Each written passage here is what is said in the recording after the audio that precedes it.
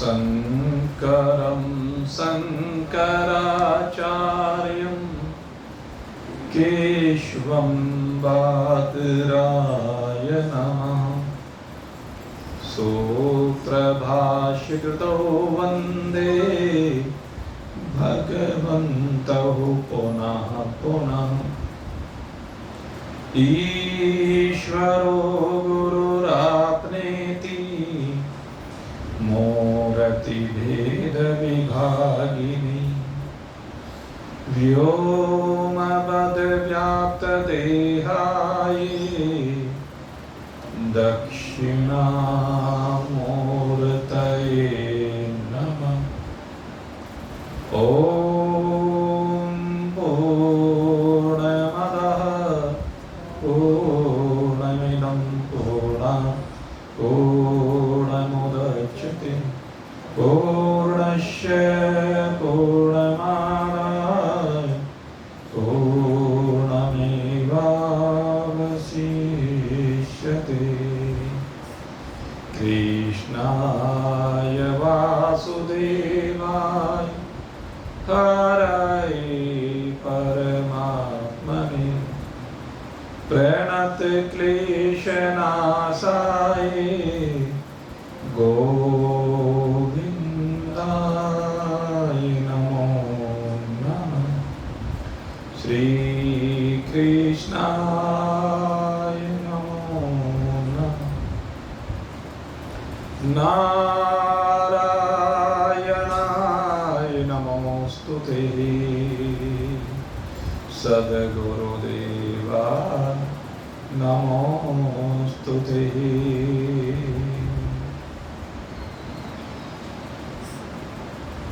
उपस्थित परमात्मा प्रेमी सज्जन वृंद, भगवान आदि शंकराचार्य कृत ये ज्ञान योग का दिव्य अलौकिक ग्रंथ विवेक चूड़ामणि, और विवेक चूड़ामणि एक प्रक्रिया ग्रंथ है जिसमें A to Z समस्त ज्ञान योग की जानकारी दी गई है, और जो भी अधिकारी शिष्य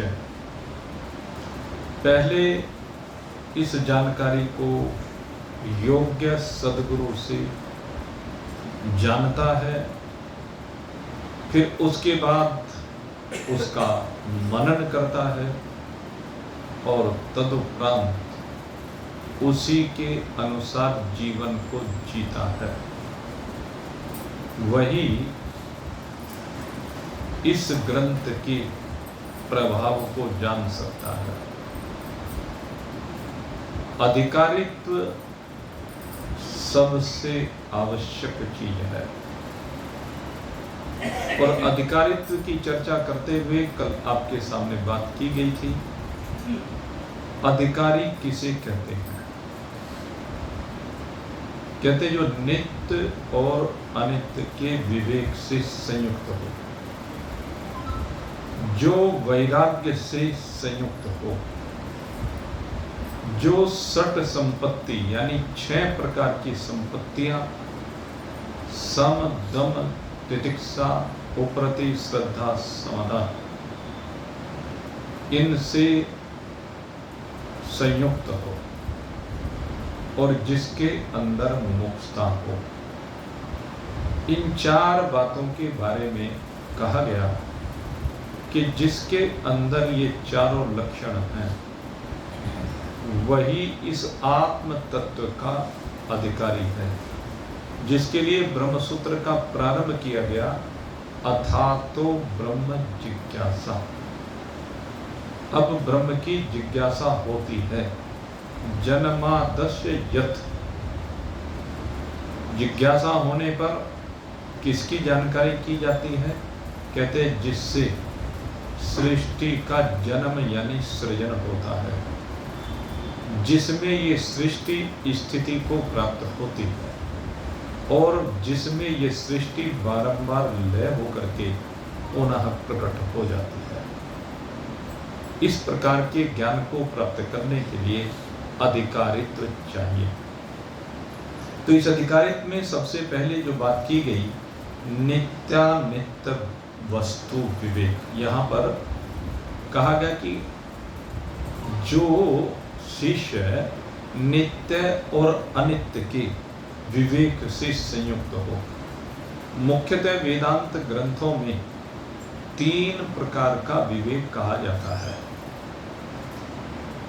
पहले नंबर पर आता है सत्य और असत्य का विवेक। क्या सत्य है और क्या असत्य है। सत्य माने जो सदा रहने वाला पदार्थ है और असत्य माने जो एक भ्रम मात्र है, कुछ समय के लिए प्रतीति तो होती है। व्यक्त मध्यानि भारत है। भगवान कहते हैं कि जो बीच बीच में व्यक्त सा हुआ प्रतीत होता है वह असत्य है, क्योंकि न वह पहले होता है न वह बाद में रहता है। अव्यक्तादि भूतानि व्यक्त मध्यानि भारत है। अव्यक्त से जो भी कुछ प्रकट होता है बीच में व्यक्त हुआ सा प्रतीत होता है और फिर अव्यक्त में ही लय को प्राप्त हो जाता है, इसलिए उसको असत्य कहा गया है। जो टिकाऊ नहीं है, जो सदा रहने वाला नहीं है, उसको असत्य या अनित्य कहा गया है। दूसरे नंबर पर जड़ और चेतन का विवेक कहा जाता है। जड़ से तात्पर्य क्या है?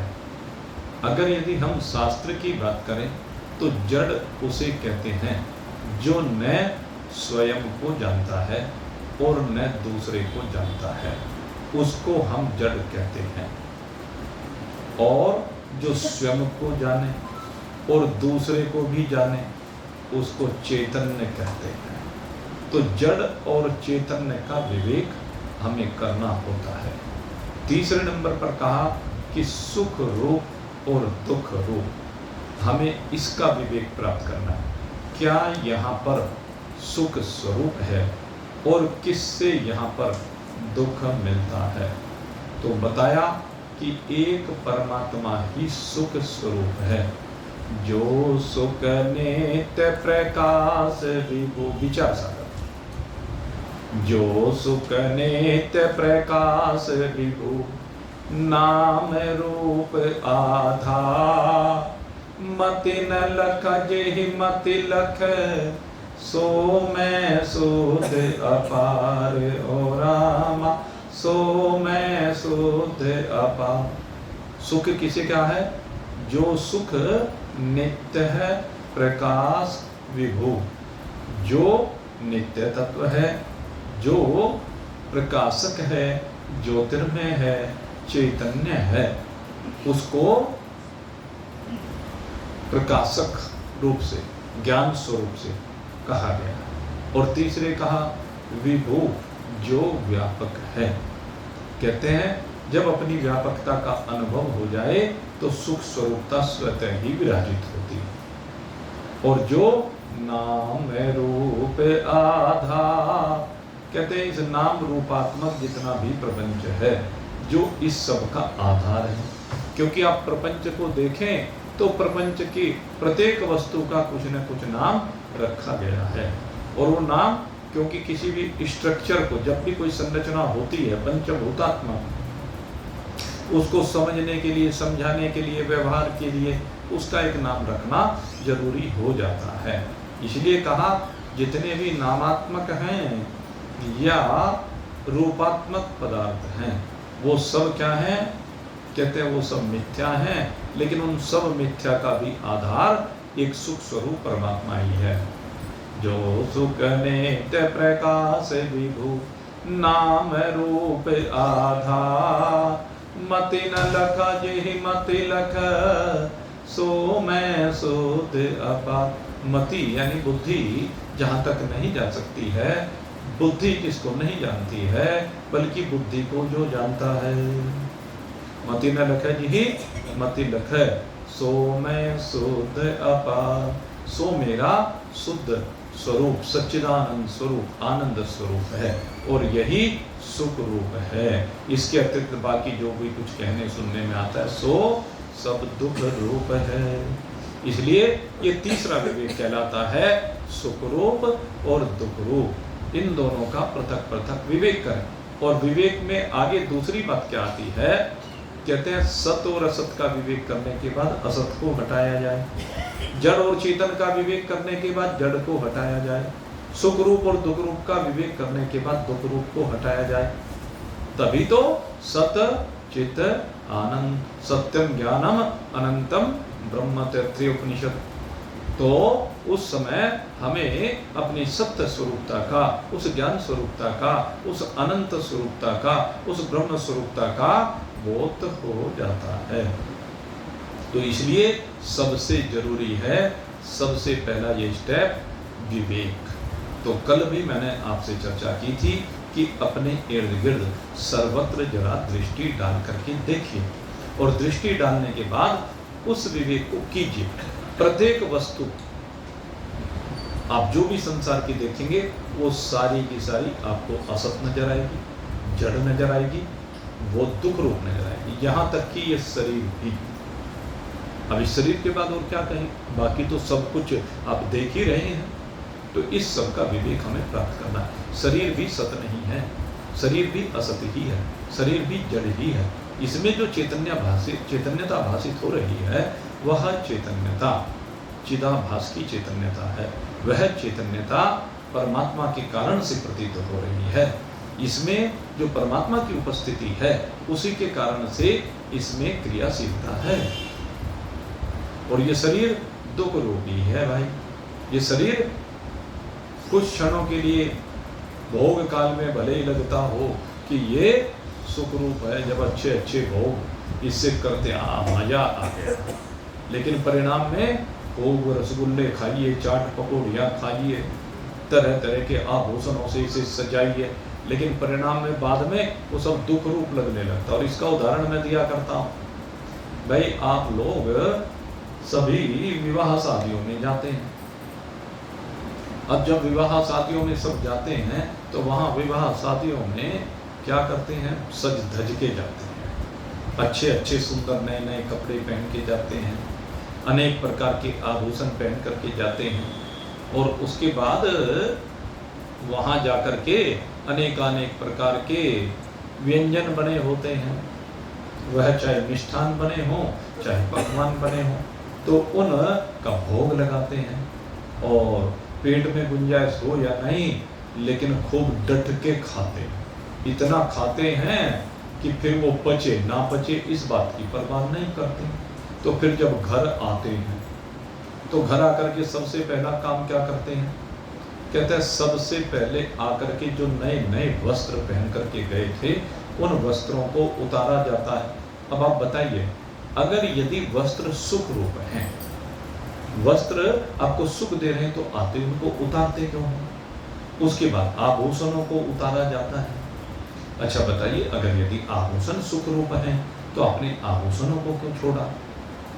और उसके बाद पेट पे हाथ फेरते हैं, भाई पेट फूल रहा है, बस बुरा हाल हो गया, अच्छा भाई अब जो है कोई सा चूरन चारन ले लो, गोली गाली ले लो, है, जिससे कि ये फूला हुआ पेट कुछ ढीला हो जाए, है? तो ये प्रयास करते हैं। इतना खाया क्यों भाई, जब पचाया नहीं जाता, जिससे गैस बन रही है, इतना खाने की आवश्यकता क्या है? इस पेट पर जबान पर कंट्रोल रखने की आवश्यकता थी, लेकिन वो रखा नहीं गया। तो बाद में क्या होता है, वो दुख रूप होता है। वो पूरी रात करवट बदलते बदलते कटती है, पूरी की पूरी रात बार बार कभी इधर करवट बदले कभी उधर करवट बदले। तो ये जो करवट बदलते बदलते रात कटती है वो सुख रूप है कि दुख रूप है? एक तो तरीका यह है कि आते ही ऐसी नींद आए कि पढ़ के पता ना रहे,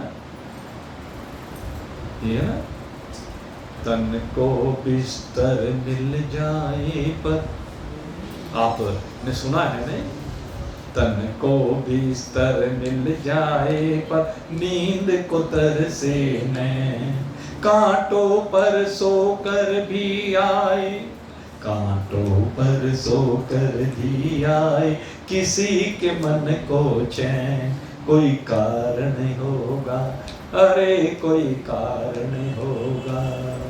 एक झोली में फूल भरे हैं, एक झोली में कांटे, कोई कारण होगा, कोई कारण होगा, अरे कोई कारण होगा। हाँ भाई, कारण तो है ही।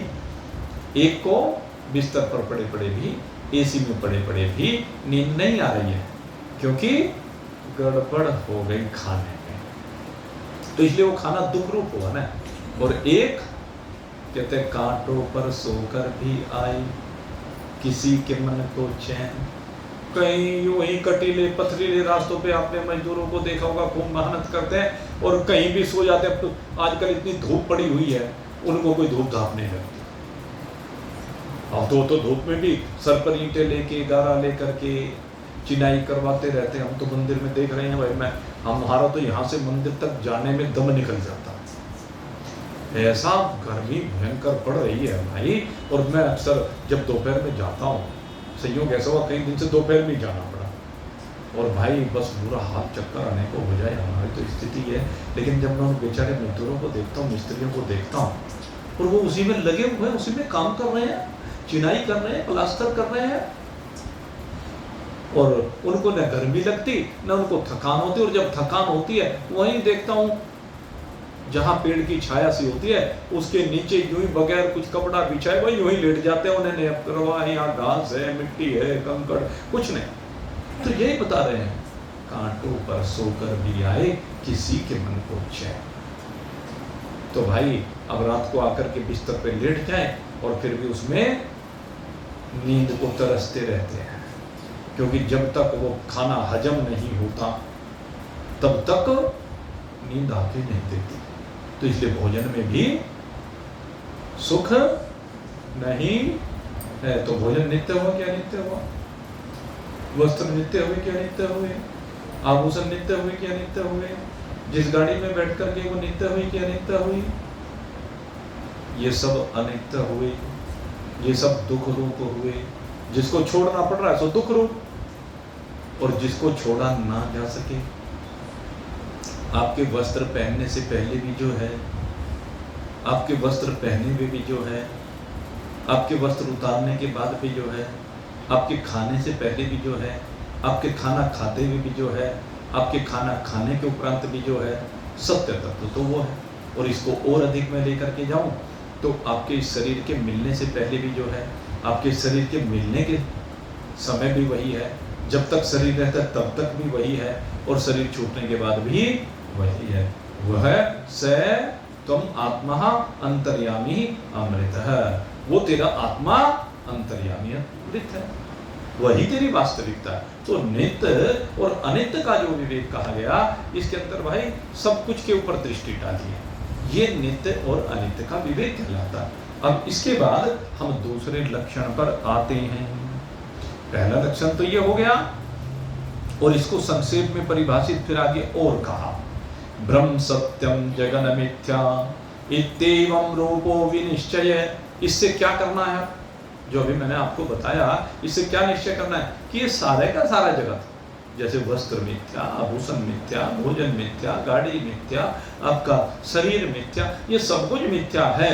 और सत्य क्या है, जो शरीर से पहले भी हुआ, शरीर तो मिला भी और बिछड़ेगा भी, जाएगा, संयोग हुआ है, लेकिन ब्रह्म तत्व इस शरीर से पहले भी है, इस शरीर के रहते हुए भी है, और इस शरीर के बाद भी है। इसलिए उसी को कहा कि ब्रह्म सत्यम जगन मिथ्या, वो ब्रह्म ही सत्य तत्व है, और जो बदल जाता है, जो परिवर्तित हो जाता है, जो रहता नहीं है, जो स्वप्नवत है, कुछ समय के बाद, कितना ही सोच लो, अपने बाबा दादा को आपने देखा होगा, उनके शरीरों को देखा होगा, स्मृति में भी पूरा आके नहीं देखता होगा,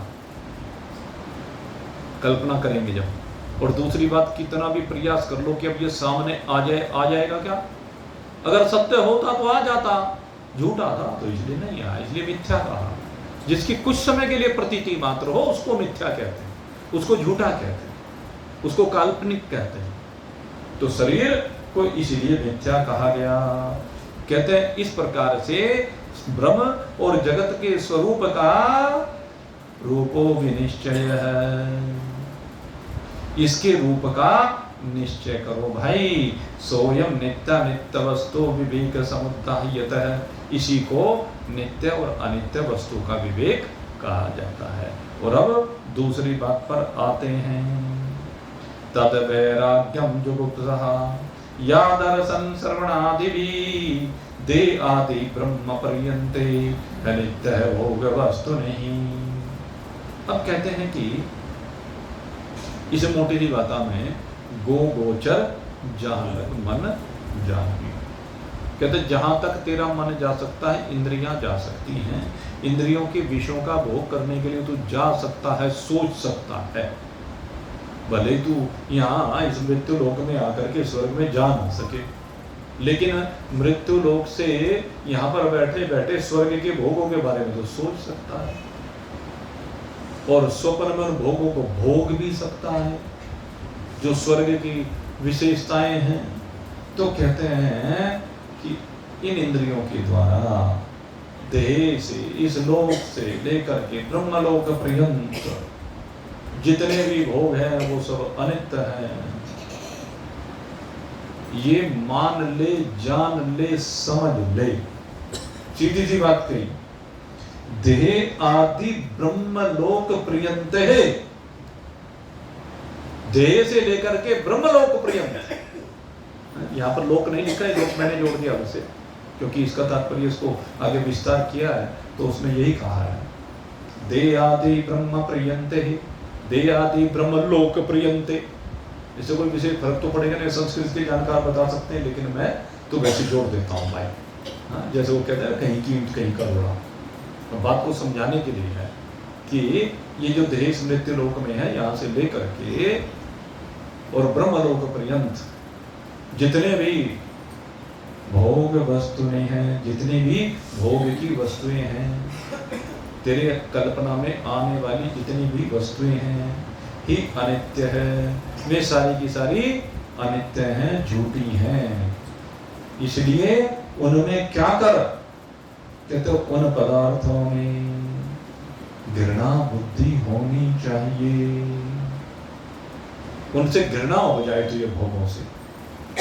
विरज्य है विषय वार्ता दोस्त दृष्टया मोहर्मोह स्वलक्ष्ये नियतावस्था मनसः समाउच्यते। कहते हैं जितना भी विषयों का समूह है, इस विषयों के समूह में बारंबार तुझे चिंतन करना है, मुहुर्मुहु, बार अनेक बार। ये नहीं कि एक बार, जैसे मान लीजिए आपने यहाँ सत्संग में तो श्रवण कर लिया, यहाँ आने के बाद आपको लगा भाई हाँ बात तो सही कह रहे हैं, खाम खाम इसमें फंसे हुए हैं। किसी शरीर का अंत हो जाए, उस शरीर के पीछे पीछे हम लोग जाते हैं, राम नाम सत्य है बार बार कहते हुए जाते हैं, सत्य बोलो दत्त है, सब जाते हैं पीछे पीछे। और वहां पर जाकर के उस देह को जलते हुए देख करके ये होता है कुछ भी नहीं, देखो यूं ही चला गया, पता भी नहीं चला, अब कितना ही बुला लो आएगा नहीं। अरे भाई एक दिन हमारे साथ भी यही होना है, इसलिए क्यों किसी के साथ छल कपट करते हो, क्यों हेरा फेरी करते हो, क्यों इस संग्रह के चक्कर में, क्यों इन भोगों के चक्कर में, क्यों इन बच्चों के चक्कर में, क्यों तुम अपना जीवन खराब कर रहे हो। अरे यहाँ से जाने के बाद तो भोग भोगना ही पड़ेगा। यमराज का दंड, यमराज के वो काले काले मोटे मोटे दूत, लंबे लंबे नाखूनों वाले, वो यहाँ से खुरच खुरच के ले जाएंगे, क्योंकि जीव चिपका पड़ा है इससे। इस शरीर को मैं मान करके चिपक गया है, जैसे नाखून खाल के साथ चिपका हुआ है ना, ऐसे ये जीव चिपक जाता है।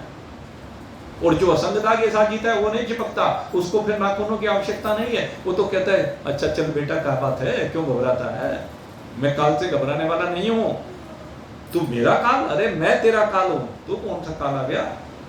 कहते हैं मैं सारे जगत को काल में ही हूं, सब कुछ को खा पी करके मैं शेष रह जाने वाला हूं, मैं तो काल का भी काल हूं, मेरे में काल प्रतिभाषिक है, काल की सत्ता मुझ में नहीं है, इसलिए जब यमदूत आते हैं तो भयभीत ही नहीं होता कि तो तुम हो क्या, सारे सेवक ही तो हो।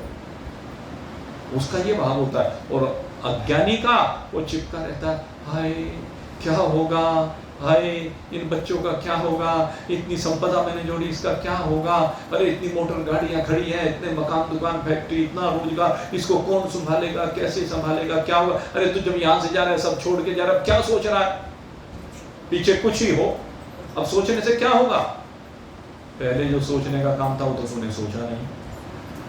तो चिपके पड़े हैं ऐसे लोग, उन चिपकों को नखूनों से खुरच खुरच के लेके जाते हैं।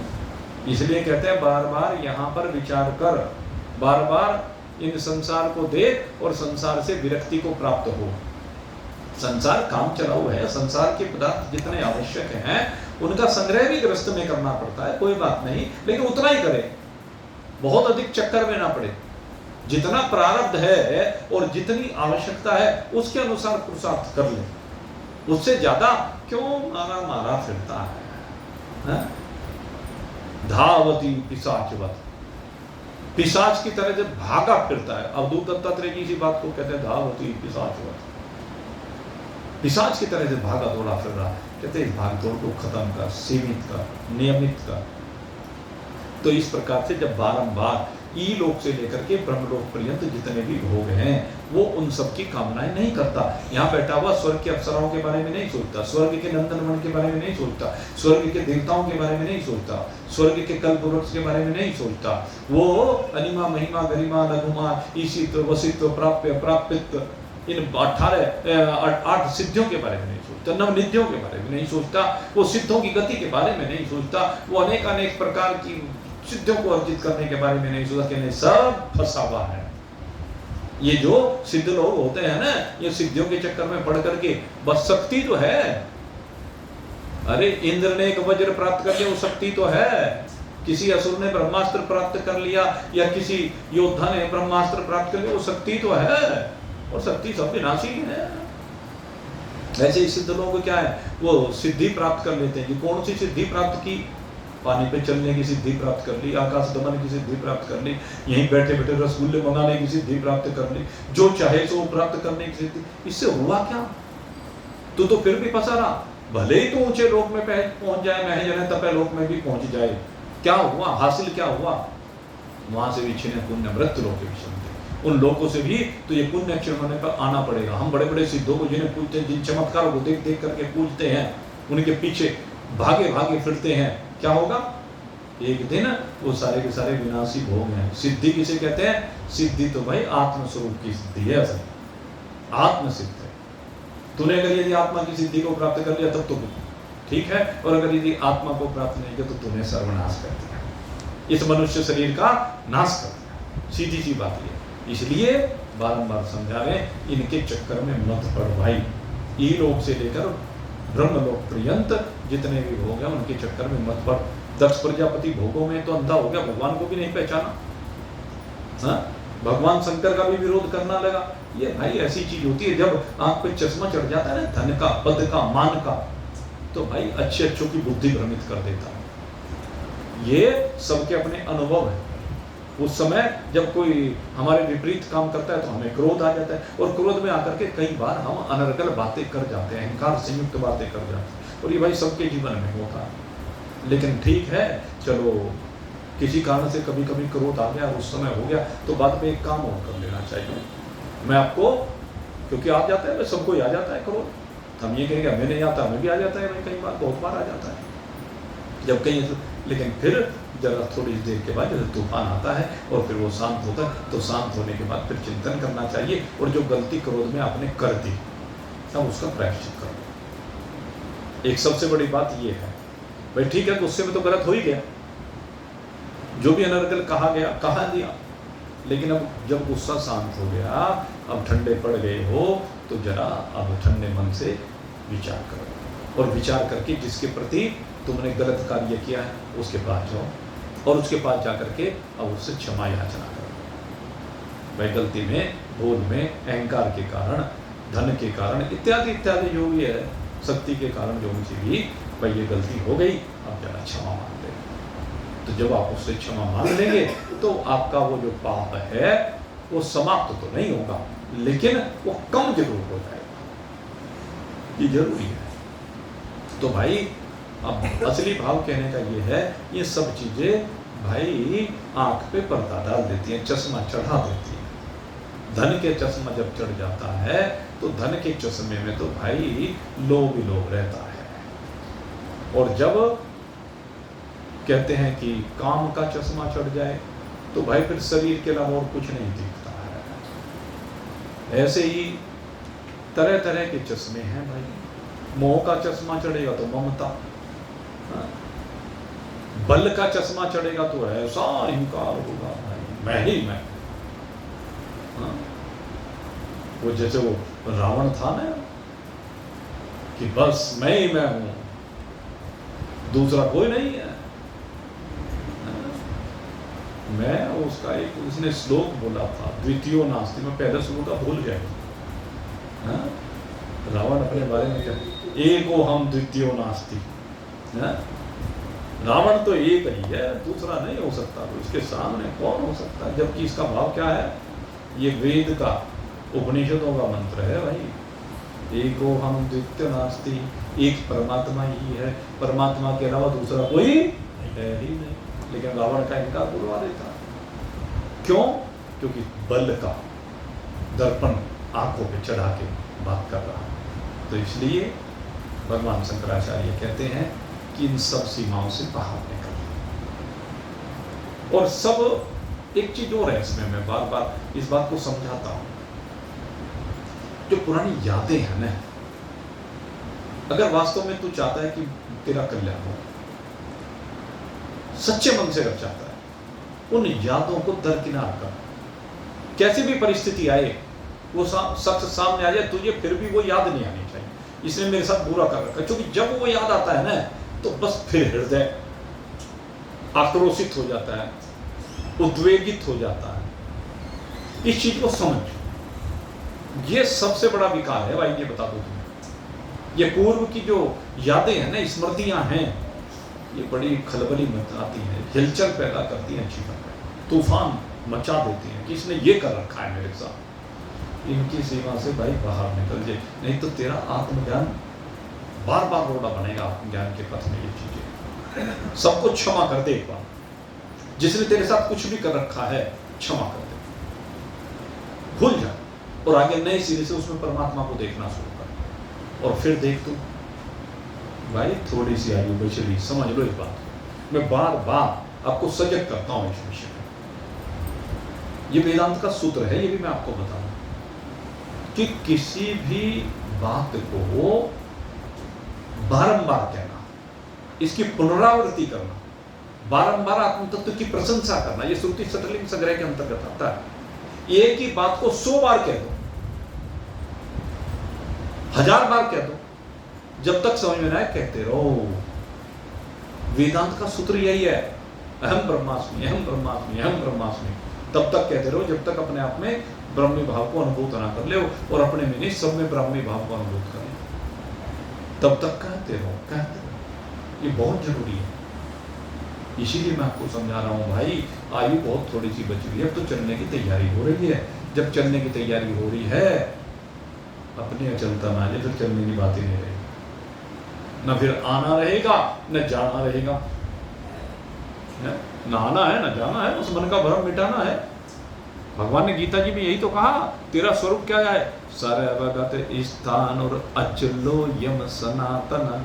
अचलो यम, ये जो आत्मा है ये तो अचल है, ये चलती फिरती है ही नहीं। चलना किसका? शरीर का है। शरीर तेरे में चल रहा है, तू संसार में नहीं चल रहा है, संसार तेरे में प्रतिभाषिक है। तू संसार में नहीं चलता है, संसार तेरे में चलता है। तेरे में संसार बना है, तू संसार में नहीं, संसार तुझ में प्रतीत होता है। ये भाव है समझने का। तो अपनी वास्तविकता को समझना है भाई, और जब वास्तविकता को समझ लोगे तो आनंदित हो जाओगे। इसलिए दूसरी बात हुई वैराग्य। अब तीसरी बात पे आते हैं। कहते जो परमात्मा तत्व को प्राप्त करना चाहता है, उसके अंदर 6 संपत्ति होनी चाहिए। जैसे सुनार की दुकान पे जाना है, कुछ खरीदना है तो क्या होना चाहिए? पॉकेट में माल होना चाहिए, तभी तो खरीदोगे। अगर पॉकेट में माल नहीं है तो क्या खरीद लोगे? कुछ नहीं खरीदोगे, लौट के बुद्धू घर को आए। तो इसलिए कहते हैं आप ब्रह्म तत्व को पाना चाहते हैं तो किसी भी वस्तु को पाने के लिए अब 6 प्रकार की संपत्ति चाहिए। अगर ये 6 प्रकार की संपत्ति आपके पास है तभी आप ब्रह्म तत्व को प्राप्त कर सकते हैं, उसके साथ एक रूप हो सकते हैं। और वो कौन कौन सी हैं? सम, दम, तितिक्षा, उपरति, श्रद्धा और समाधान। अब इन 6 संपत्तियों के बारे में आपको बताते हैं एक एक करके। इन 6 संपत्तियों का भाव क्या है? तो पहली संपत्ति सम नाम की संपत्ति है। स्वलक्षये नियतावस्था मनसः सम उच्यते। कहते हैं बारंबार इस मन को संसार से विलग करना, क्योंकि फंसाने वाला संसार में मन है। ये मन ही आपको विषयों में लेकर जाता है, ये मन ही आपको मान सम्मान पद प्रतिष्ठा के चक्कर में लेकर के जाता है। इसलिए कहते हैं बारंबार चिंतन करो। मन तो इन चीजों में क्यों जा रहा है भाई? इन चीजों से तुम्हें मिलेगा क्या भाई? मन को समझाओ। और धीरे धीरे मन को समझाते समझाते समझाते एक दिन ऐसी स्थिति आएगी मन इन विषयों की ओर जाना बंद हो जाएगा। और जब मन उन विषयों की ओर जाना बंद हो जाएगा, आपके कंट्रोल में हो जाएगा, तो मन फिर कहां जाएगा? जहां आप चाहोगे। और आप क्या चाहते हैं?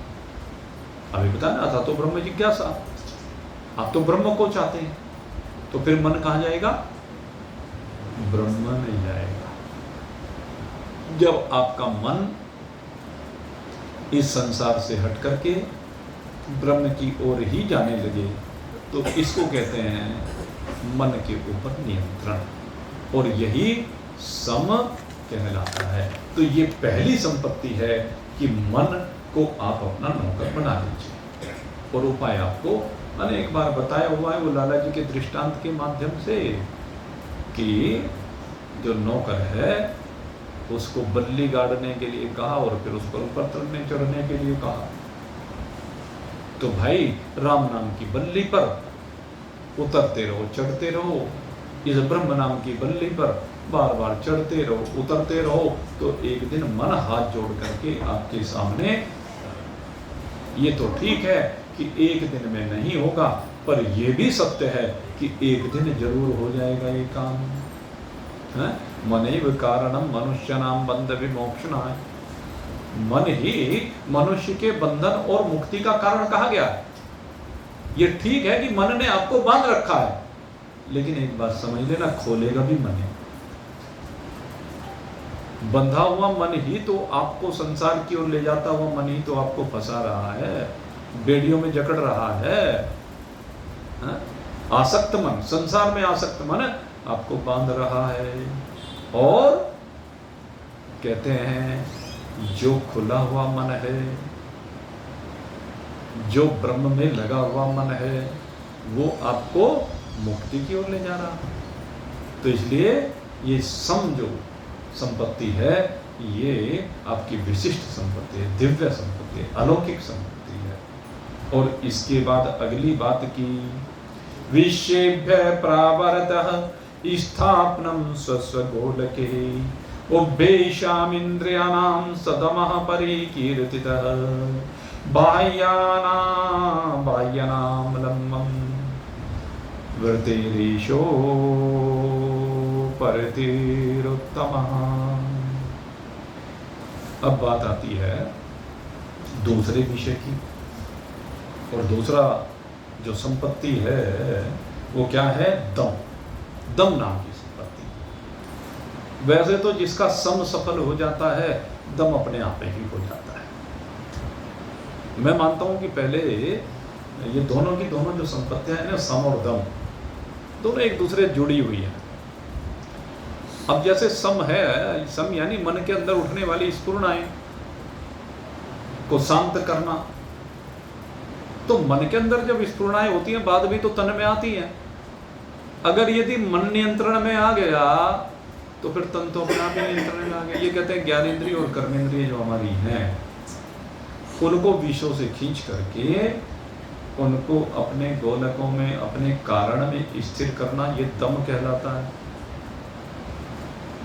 गोलकों में उनको बाहर जाने ना दें, उनको बाहर भटकने ना दें, स्वरूप से उनको विलग करें, ये दम कहलाता है।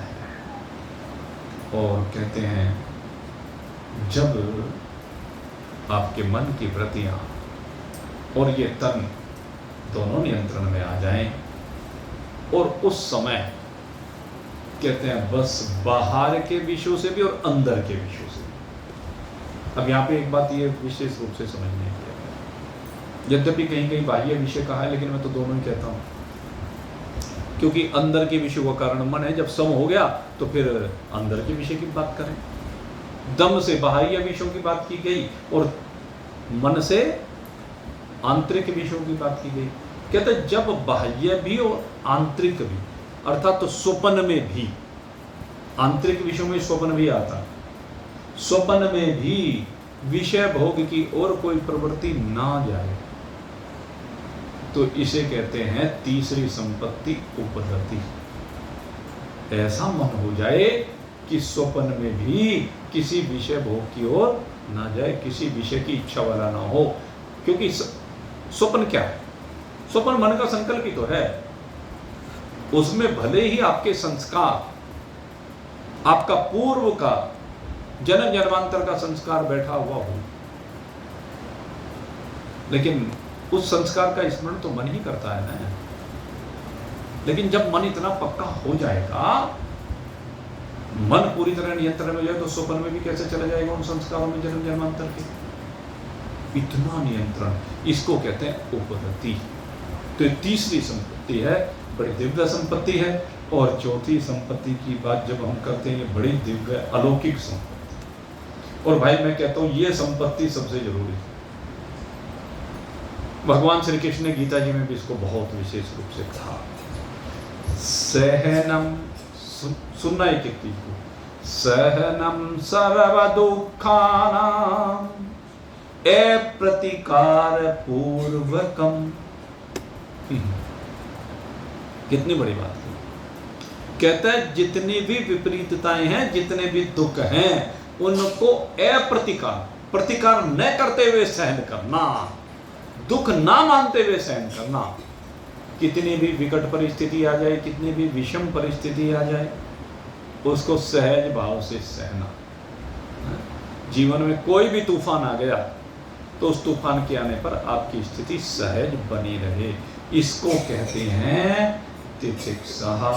चिंता विलाप रहितं सा तितिक्षा निगद्यते। कहते हैं चिंता विलाप रहितम। जब ऐसी विपरीत परिस्थिति है तो ना तो कोई चिंता करे, ना कोई विलाप करे अर्थात रोए, कोई शोक ना करे। इन सब से जब आप विरहित हो जाए, इतनी क्षमता आपके अंदर आए, तो इसको कहते हैं तितिक्षा। मात्रा स्पर्शास्तु कौन्तेय शीतोष्ण सुख दुःखदा आत्मापायनो नित्यतां तितिक्षा भारतः। भगवान ने ये जो चीज कही, ये यहाँ पर हमारे लिए यही तो कहा है। तितिक्षा क्या है? कहते हैं जब इंद्रिय और इंद्रियों के विषय, मात्रा स्पर्शास्तु कौन्तेय शीतोष्ण सुख दुखदा, जब तुझे अनुकूलता और प्रतिकूलता प्रदान करें, उस समय कहते तू सम हो जा। उस समय बिल्कुल शांत, आगमापायनो नित्य। इस बात को सही तरह से जान ले, समझ ले, जो भी आया वो जाएगा। आज दुख आए तो जाएंगे, सुख आया तो जाएगा। आगमापायनो अनित्य, ये चूंकि अनित्य है, इसलिए तितिक्षा भारत है। ये तूफान आएगा तो जाएगा। सुनामी उठी, लाखों को ले गई, लेकिन गई तो समुद्र शांत तो हुआ ना, विनाश तो हुआ, लेकिन उस विनाश के बाद फिर शांत भी हुआ और बार बार होता है। वेनेजुएला में बड़ा भयंकर तूफान वो आया, भूकंप, हजारों लोग मारे गए हैं। अभी तक 50,000 आदमी तो दबे पड़े हैं, जिनका अभी लापता है। 55,000 लोग दिया अखबार में। पता नहीं कितने बार के जरा सी एक बार धरती हिली। अब उसमें ऐसे भी हैं जो परिवार तबाह हो गई, एक आध बच गया, कोई छोटा बच्चा बच गया, अब क्या करेंगे? उसको सहन ही तो करना पड़ेगा। अब रो के कर ले या सहज होकर के कर ले, ऐसी स्थिति में सम होना अनिवार्य है। तो ये भगवान ने कहा, यम ही नो व्यथ्यन्ते पुरुषम पुरुष ऋषभ सम दुखम सुखम धीरम सो अमृत तत्वाय कल्पते। हम अमृत की तो खोज कर रहे हैं। कहते जिसको ये चीजें व्यथित नहीं करती, जो इन सब परिस्थितियों में सम हो जाता है, सब दुखम सुखम धीरम, ऐसा धीर कोई, कहते हैं वही सो अमृत तत्वाय कल्पते, उसी को इस अमृत तत्व की प्राप्ति हुआ करती है। और शास्त्रस्य है गुरु वाक्यस्य है सत्य बुद्ध अवधारणम सा श्रद्धा कथिता सदविर्यया वस्तु लभ्यते। इसके बाद 5वें नंबर पर जो संपत्ति आती है उसको श्रद्धा कहते हैं। श्रद्धा का मतलब है, एक तो शास्त्र जो कह रहे हैं, हमारे जो शास्त्र हैं वो जो भी कह रहे हैं वो सत्य है, उन पर पूर्णतः विश्वास होना, ये श्रद्धा कहलाता है। और गुरु वाक्यों में, गुरु कौन, वो फिर आगे भी आएगा विस्तार से, और कल भी आपको बताया था, गुरु माने ब्रह्मनिष्ठ ब्रह्मविद्त महान पुरुष, उनके मुख से जो भी कुछ निकल रहा है वो सब सत्य है। इनके मुख से कोई असत निकल ही नहीं सकता, ये पूर्ण विश्वास का होना, कहते हैं ये ही भाई श्रद्धा कहलाती है। और जो छठी संपत्ति है, सर्वदा स्थापनम बुद्धे शुद्धे ब्रह्मणि सर्वथा तत् समाधानम इति युक्तम नैतु चित्तस्य लालनम।